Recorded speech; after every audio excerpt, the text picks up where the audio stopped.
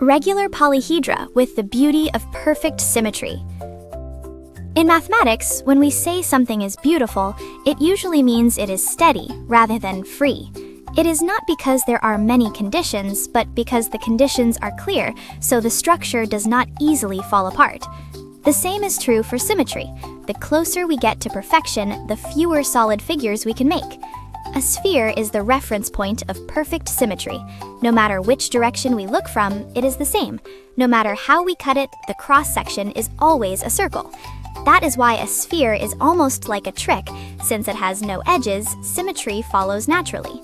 However, we see edges more often than spheres.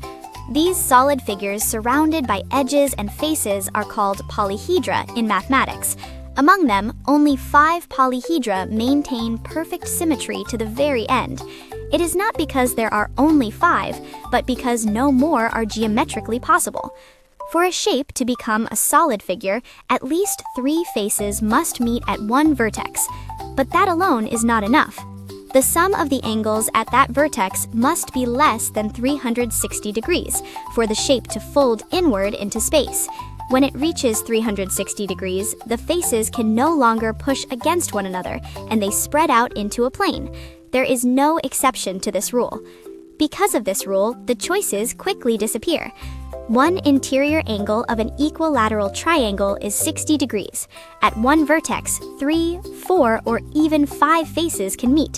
But when 6 faces meet, the angles add up to 360 degrees. So the regular polyhedra we can make with equilateral triangles are the regular tetrahedron, the regular octahedron, and the regular icosahedron. Only these 3 are possible.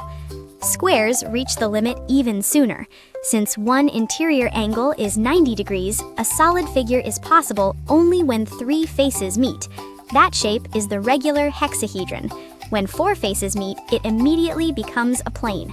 One interior angle of a regular pentagon is 108 degrees. When 3 faces meet, the angles add up to 324 degrees. There is barely any room left, and in that small gap, a regular dodecahedron can form. But 4 faces are not possible. Regular hexagons are blocked from the very start.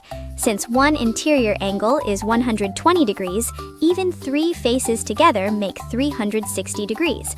Regular polygons with more sides than that cannot become solid figures at all.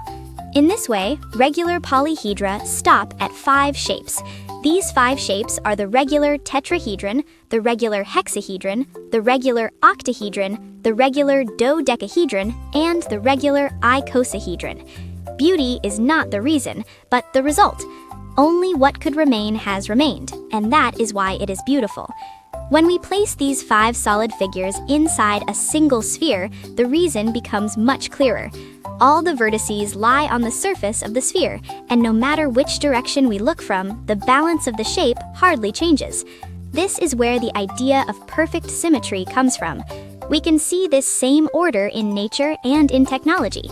Tetrapods that block ocean waves have a frame that reminds us of a regular tetrahedron. No matter where the force comes from, they do not easily tip over. The regular hexahedron is still the most efficient shape for storing and stacking. The regular octahedron is used when cutting gems because its structure reflects light evenly. The regular icosahedron appears in a much smaller world. The outer shells of some viruses have a shape close to this symmetry. Where stability and efficiency come together, this structure is chosen again. If regular polyhedra are shapes made from only one kind of regular polygon, there is another group that comes next. These solid figures use different regular polygons, but still keep the same types of faces and the same order at each vertex all the way through.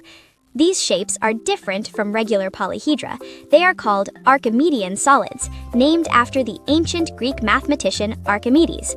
If regular polyhedra show us the limit of perfect symmetry, Archimedean solids begin at the edge of that limit. While holding on to the same rules, we begin to wonder what can be allowed and what must be given up.